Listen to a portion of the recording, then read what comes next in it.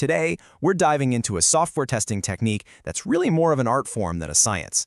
It's called error guessing, and it's basically the secret weapon testers use to find the kinds of bugs that machines almost always miss. Okay, so let's start with something I know you've experienced. You're using your favorite app. You do one little thing that's slightly out of the ordinary, and boom, it crashes. I mean, with all the advanced testing in the world, why does this stuff still happen?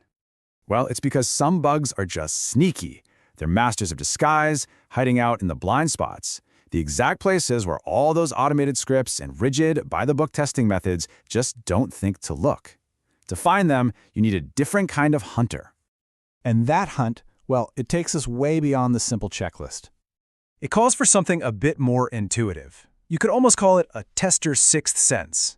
And that's the technique we're talking about today, error guessing. So what is it really? At its heart, error guessing is an educated guess. But don't let that word guess fool you. This is not random. It's an informal technique where seasoned testers use their gut feelings, their past experience, and their deep knowledge of a system to predict where the weak spots are hiding. Okay, so a few things make this technique tick. First, it's super informal, no strict rules. It's also a black box method, which just means the tester doesn't need to see the code. They're just looking at what goes in and what comes out. Now, because of that, its success is totally dependent on the tester's skill. And that's why it's such an amazing complementary tool. It's quick, it's effective, but it works best alongside other methods. So what's actually going through a tester's mind when they do this? You can think of it as structured intuition. First, they'll look at old bugs, what went wrong before. Then, they'll dig into what real users are complaining about in support tickets. They take all of that, mix it with their own battle scars and experience, and that's how they form their educated guess about where the next problem might be. I love this quote. It sums it up perfectly. Because, yeah, it can feel like magic when a tester uncovers some bizarre hidden bug. But it's not. It's a black box technique because it's based on observable behavior, not some mystical power. The so-called magic is just a whole lot of experience and smart analysis.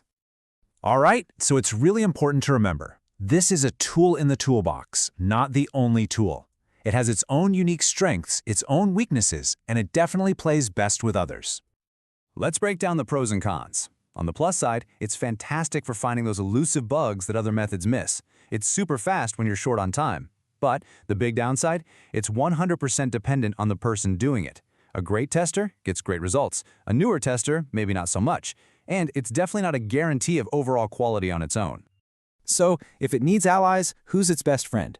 Well, its #1 partner in crime has got to be negative testing. You could say error guessing is the creative brainstorm, and negative testing is the one that goes out and does the dirty work based on those ideas. Okay, so what is negative testing? The easiest way to think about it is you're trying to break the app on purpose. Instead of checking if it works when you do everything right, you do everything wrong. You put your name in the phone number field. You try to enter an emoji as your age. You're stress testing it to make sure it doesn't just fall over and crash, which is huge for security. Now, to really see where error guessing fits in, let's put it side by side with some of the more formal systematic methods.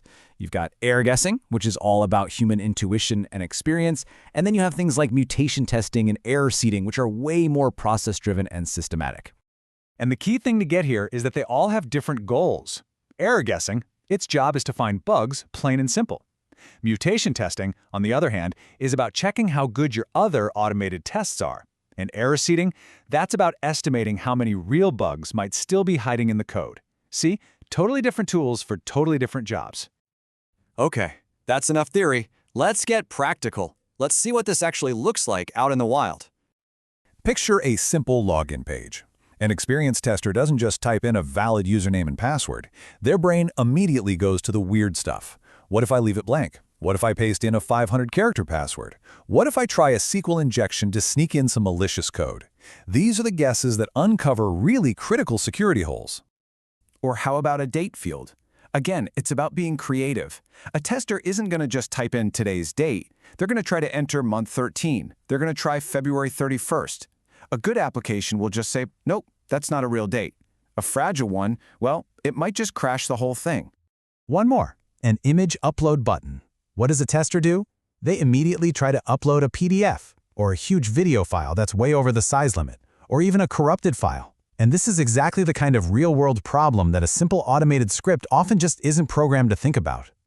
But look, It's not a silver bullet. There are some common mistakes you really have to avoid.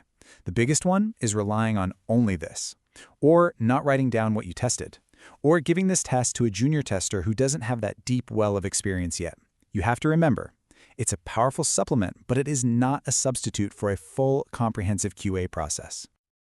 So, what's the big takeaway here? If you remember one thing, make it this.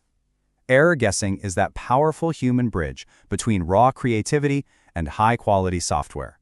It lets us leverage our intuition to find the bugs that purely logical machines, for now at least, just can't see. Which leaves us with one final big question to chew on. In an age that's becoming more and more about AI and automation, could it be that our messy, creative, and uniquely human intuition is still the ultimate debugging tool? Something to think about.